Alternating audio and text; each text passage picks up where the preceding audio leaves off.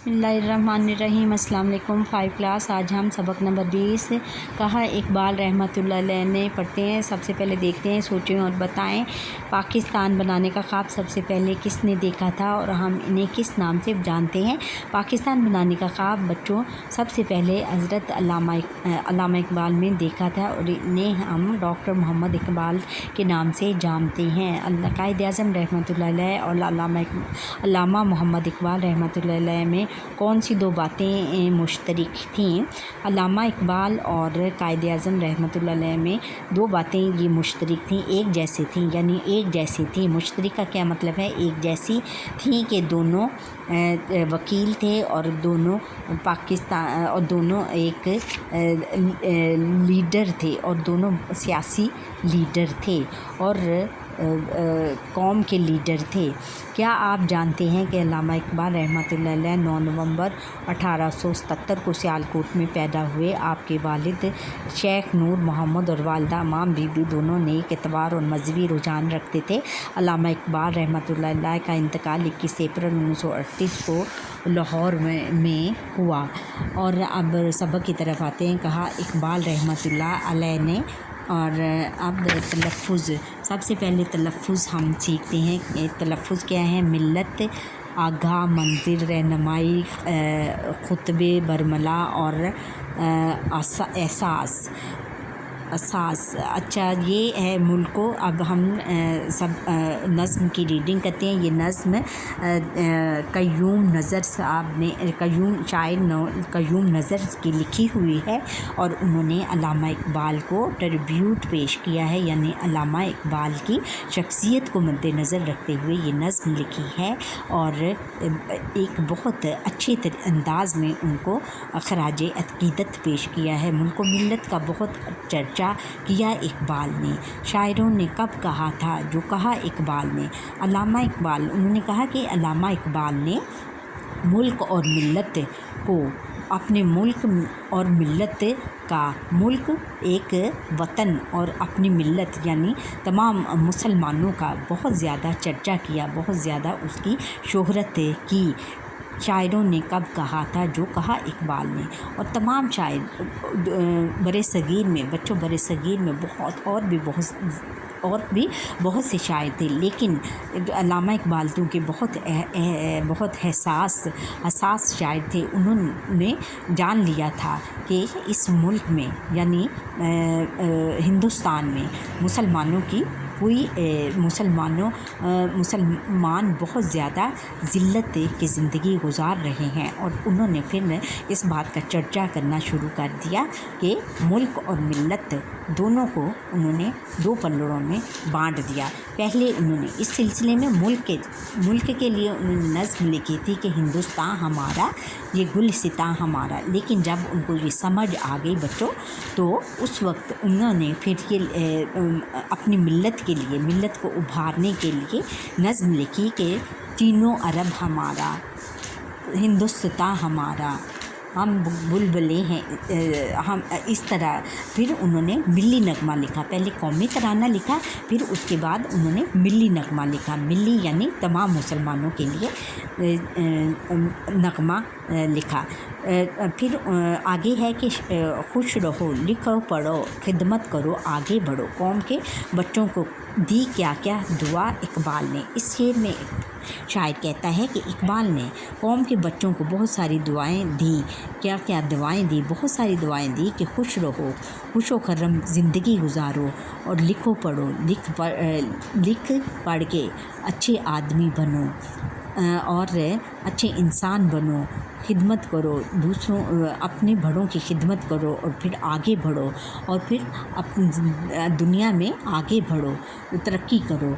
और बहुत सारी दवाएं बच्चों को, इस तरह की दवाएं उन्होंने दी और उनको इस दवाओं में उन्होंने बच्चों को एक दर्स भी दिया है कि अपने बुज़ुर्गों की खिदमत करो।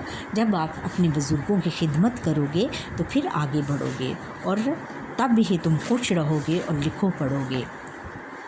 नौजवानों को किया आगाह इनके फ़र्ज़ से, इनकी मंजिल का दिया इनको पता इकबाल ने। और नौजवानों को इनके फ़र्ज़ से आशना किया, फ़र्ज़ का फ़र्ज़ سے मुतारिफ़ करवाया कि तुम लोगों के क्या क्या फ़राइज़ हैं और तुम लोगों ने क्या करना है, किन और तुम्हारे फ़राइज़ में क्या शामिल है। इनकी मंजिल का दिया इनको पता इकबाल ने। फिर इनकी मंजिल दिखाई कि आपने किस मंजिल पर चलना है, किस मंजिल पर चलकर आप कामयाब हो सकोगे और कामयाबी आपके कदम चूमेगी।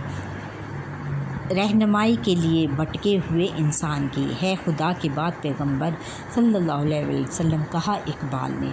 और बच्चों, बड़े सग़ीर पाक व हिंद में जब पाकिस्तान नहीं बना था तो तब जब मुसलमान और हिंदू इकट्ठे रहते थे तो इस मुल्क को बड़े सग़ीर कहते थे, यानी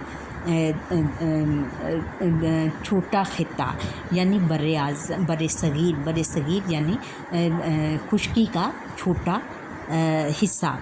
अच्छा, रहते थे तो वो फिर इधर अंग्रेज़ यानी इंग्लिस्तान की हुकूमत इस पर काबिज़ हो गई। उन्होंने जब देखा कि ये बहुत अच्छा मुल्क है, इसको वो सोने की चिड़िया कहते थे, और जब वो इस पर काबिज़ हो गए तो बहुत से ऐसे मुसलमान जो कि अंग्रेज़ों की तक़लीद करते थे, अंग्रेज़ों की नकल करना शुरू कर दी उन्होंने।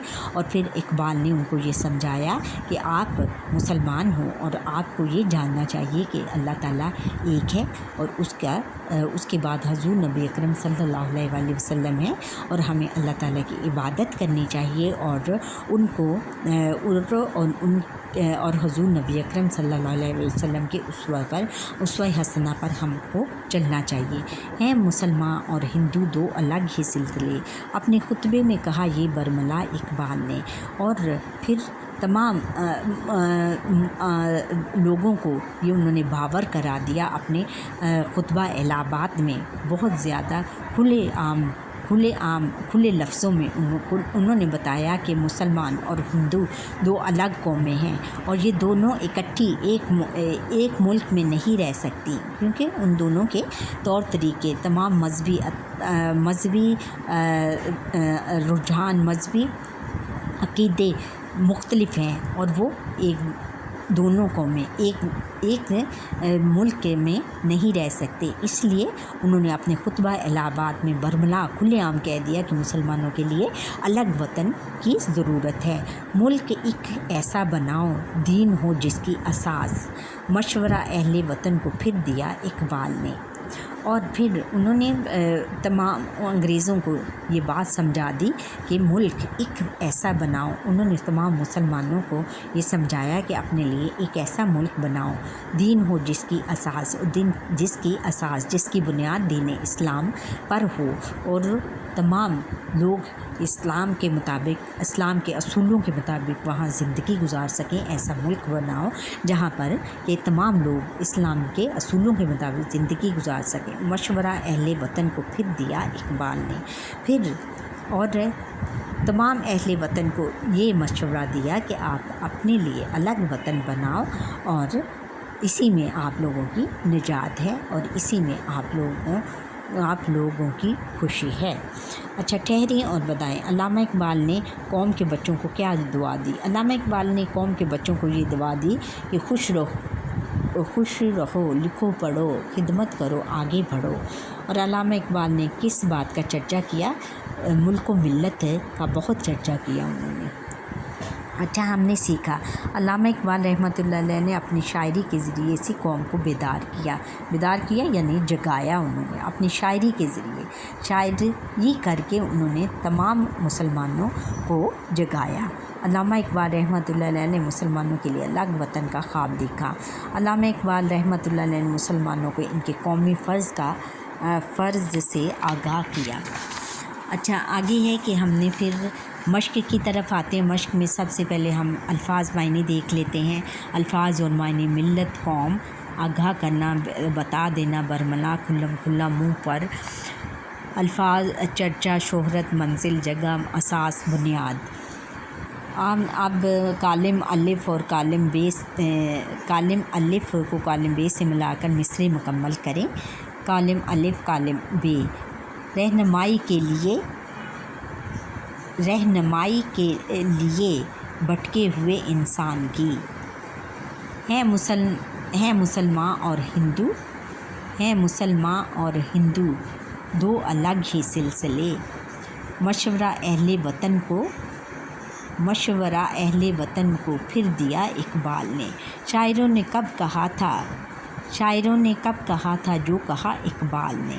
अपने खुतबे में कहा ये बरमला इकबाल ने। अब है कि हरूफ की तरतीब दुरुस्त करके अल्फाज बनाएं और इनसे मुतल्लिका मिसरे लिखें। जैसे अब हरूफ हैं, उन्होंने हरूफ की तरतीब गलत की हुई है, हमने इनको दुरुस्त करके इसकी जगह पर लिखना है। देखें, अब उन्होंने हरूफ के अल्फाज और मिसरे, अब इन अल्फाज में जो मिसरे हैं, अल्फाज के जो मिसरे हैं उनको हमने मिसरे के कॉलम में लिखना है। जैसे अलिफ मिम लाम अलिफ मीम ते, इससे क्या बनेगा? मिल्लत। मुल्क मिल्लत बहुत चर्चा किया इकबाल ने। मुल्क मिल्लत का बहुत चर्चा किया इकबाल ने। आगे है चे नून गुन्ना बे वाओ और चे, इससे क्या बनेगा? बच्चों। कौम के बच्चों को दी क्या क्या दुआ इकबाल ने। और फिर है फे ज़्वाद रे फ़र्ज़, इसको हम सीधा करेंगे तो क्या बनेगा? फ़र्ज़। नौजवानों को किया आगाह इनके फ़र्ज़ से। अच्छा, नून ज़े मीम लाम मंजिल, क्या इसको सीधा करके लिखेंगे तो क्या बनेगा? मंजिल। इनकी मंजिल का दिया इनको पता इकबाल ने। अच्छा बच्चों, यहाँ पर ही हमारे आज के लेक्चर का वक्त ख़त्म हुआ। आप मुझे लाइक करें, सब्सक्राइब करें, बेल आइकन पर क्लिक करें और कमेंट सेक्शन में कमेंट करना ना भूलिएगा और अपनी राय का इजहार कीजिए।